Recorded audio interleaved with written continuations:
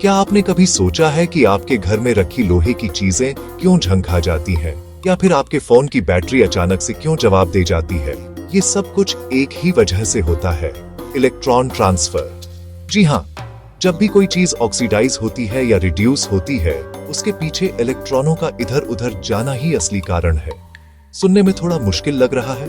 कोई बात नहीं, चलिए इसे इतना आसान बनाते हैं कि आप कभी भूल ही ना पाए। सोचिए, दो दोस्त हैं जो आपस में कार्ड्स बदल रहे हैं। एक दोस्त अपने पास से एक कार्ड देता है, दूसरा उसे ले लेता है। केमिस्ट्री में भी कुछ ऐसा ही होता है। फर्क बस इतना है कि यहाँ कार्ड्स की जगह इलेक्ट्रॉन्स होते हैं और दोस्त की जगह एटम्स। जब कोई एटम अपना इलेक्ट्रॉन किसी और को दे देता है तो इस प्रोसेस को ऑक्सीडेशन कहते हैं, यानी इलेक्ट्रॉन देना मतलब ऑक्सीडेशन। और जब दूसरा एटम उस इलेक्ट्रॉन को पकड़ लेता है तो उसे रिडक्शन कहते हैं, यानी इलेक्ट्रॉन लेना मतलब रिडक्शन। याद रखने का आसान तरीका, ऑक्सीडेशन में इलेक्ट्रॉन जाते हैं, रिडक्शन में इलेक्ट्रॉन आते हैं। जब ये दोनों प्रोसेस एक साथ एक ही रिएक्शन में होते हैं तो उसे रिडॉक्स रिएक्शन कहते हैं, यानी ऑक्सीडेशन और रिडक्शन दोनों का कॉम्बो। असल जिंदगी में रिडॉक्स रिएक्शन हर जगह है, बैटरियों में, धातुओं के जंग लगने में, यहाँ तक कि आपके शरीर में भी। जब आप सांस लेते हैं तब भी आपके शरीर में रेडॉक्स रिएक्शन होते हैं। अब सवाल ये है कि हम इलेक्ट्रॉन ट्रांसफर मेथड का इस्तेमाल करके किसी भी केमिकल रिएक्शन को कैसे समझ सकते हैं। चलिए स्टेप बाय स्टेप समझते हैं। सबसे पहले आपको हर एलिमेंट का ऑक्सीडेशन नंबर पता करना होगा। ऑक्सीडेशन नंबर से ही पता चलता है कि कौन सा एटम इलेक्ट्रॉन खो रहा है और कौन पा रहा है।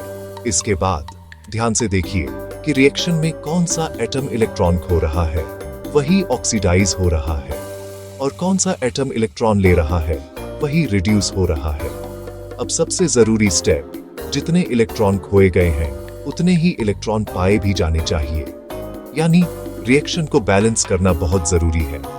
बैलेंसिंग का मतलब है खोए और पाए गए इलेक्ट्रॉनों की संख्या बराबर होनी चाहिए, तभी रिएक्शन सही मानी जाएगी।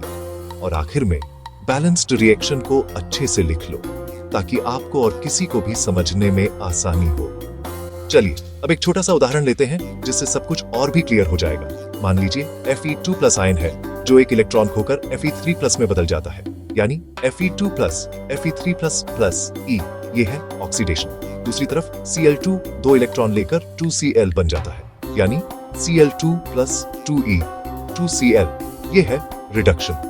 अब इन दोनों हाफ रिएक्शंस को जोड़ो, इलेक्ट्रॉनों को बैलेंस करो और आपको मिल जाएगा एक कंप्लीट रेडॉक्स रिएक्शन। देखा, रेडॉक्स रिएक्शन में बस इतना ही करना है। ऑक्सीडेशन और रिडक्शन को पहचानो, इलेक्ट्रॉनों को बैलेंस करो और रिएक्शन लिख दो। असल में इलेक्ट्रॉन ट्रांसफर मेथड को समझना मतलब केमिस्ट्री की बहुत सारी प्रॉब्लम्स को झटपट सॉल्व करना। एटम्स अपने इलेक्ट्रॉनों को ऐसे बांटते हैं जैसे दोस्त आपस में गिफ्ट्स बांटते हैं, कभी देते हैं कभी लेते हैं। तो अगली बार जब आप किसी केमिकल रिएक्शन को देखें तो सोचिए यहाँ कौन सा एटम उदार है, कौन सा लालची है और कौन सा बैलेंस बना रहा है।